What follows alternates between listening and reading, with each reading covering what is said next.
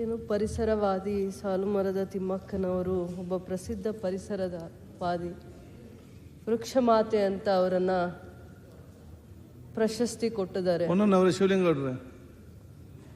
ಕರ್ನಾಟಕದ ಕಲ್ಪವಲ್ಲಿ ಸಂಶೋಧನೆ ಕೇಂದ್ರ ಅಂತ ಮಾಡಿ ಅವರು ಭವಿಷ್ಯದ ಪರಿಸರವನ್ನು ಉಳಿಸ್ಲಿಕ್ಕೆ, ಪರಿಸರವನ್ನು ಕಾಪಾಡಿಕೊಳ್ಳಿಕ್ಕೆ ನಾವು ಒಂದು ಸಂಶೋಧನಾ ಕೇಂದ್ರ ಮಾಡಿ ಆ ತಾಯಿಯ ಹೆಸರನ್ನು ಇಡಬೇಕು ಅನ್ನೋವಂಥದ್ದು ಒಂದು ಸರ್ಕಾರಕ್ಕೆ ನನ್ನ ಬೇಡಿಕೆ ಆಗಿರುತ್ತೆ.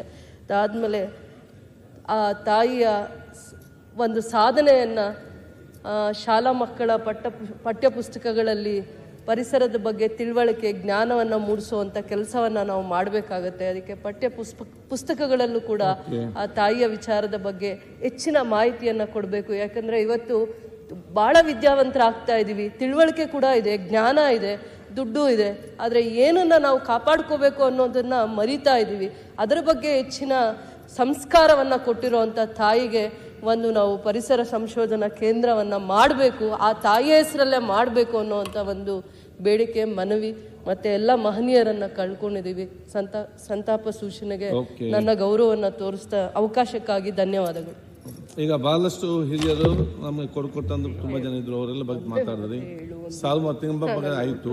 ನಾನು ಎಲ್ಲ ಹೇಳುದಿಷ್ಟೇ, ನಾವೆಲ್ಲ ಸಾಲುಮರದ ತಿಮ್ಮಕ್ಕನ ಬಗ್ಗೆ ನಾವೆಲ್ಲರೂ ಕೂಡ ಒಂದು ಅಭಿಮಾನ ಇದೆ, ಅವಕ್ಕೆ ಕೆಲಸ ಬಗ್ಗೆ ಗೌರವ ಇದೆ.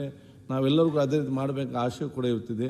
ಅದಕ್ಕಾಗಿ ನಮ್ಮ ಪಕ್ಕದಲ್ಲಿ ನಾನೊಂದು ಅವಕಾಶ ಮಾಡಿ ಕೊಟ್ಟಿದ್ದೇನೆ. ಒಂದೊಂದು ಗಿಡವನ್ನೆಲ್ಲ ನಾಳೆ ಅದರ ನೆನಪಿಗೋಸ್ಕರ ಎಲ್ಲೋ ಒಂದು ಯಾರು ಗಿಡ ನಡೀಲಿಲ್ಲ, 60 ಜನ ಮಾತ್ರ ನೆಟ್ಟಿದ್ದಾರೆ 274ರಲ್ಲಿ. ಅಲ್ಲಿ ಜಾಗ ಇದೆ, ನಾಡಿಂದ ಅವಕಾಶ ಮಾಡಿ ಕೊಡ್ತೇನೆ. ನಿಮ್ಮ ನೆನಪು ಗಿಡ ನಡಬೇಕಂತ ಹೇಳಲಿಕ್ಕೆ ನಾನು ಬಯಸ್ತೇನೆ. 1 ನಿಮಿಷದ ಮೌನ ಪ್ರಾರ್ಥನೆ.